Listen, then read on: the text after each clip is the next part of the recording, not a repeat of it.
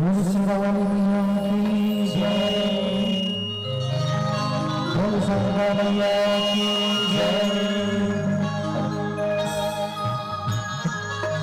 और सबसे पहले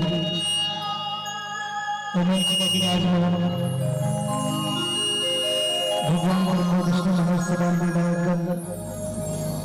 अभिभावक थे जन्मदायी भाई बहनी मल्ला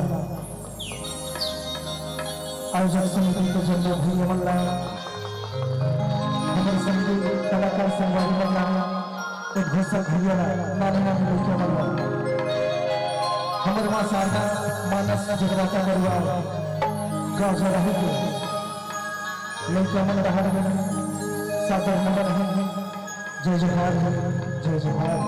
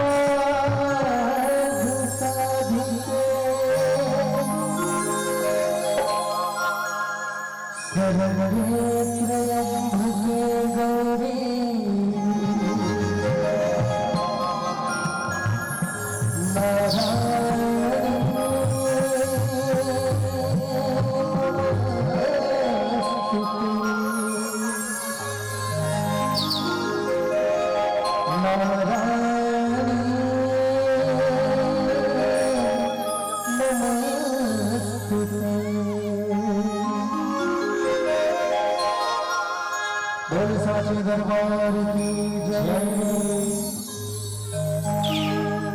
अब पावन प्रसंग है भगवान शंकर द्वारा बजरंगी अवतार और संग पर्वतिया गाई जिन बजरंगबली महाराज के कुछ ही मसला है शिव शक्ति रूप में अजमजगा के अवतार करते हैं जिन कथा लगी है अनुमान अंक ले जिनका रचना करिया है स्वर्गीय श्री गुरुदेव परमानंद कठोरिया जी अवश्य कथा गीत के माध्यम से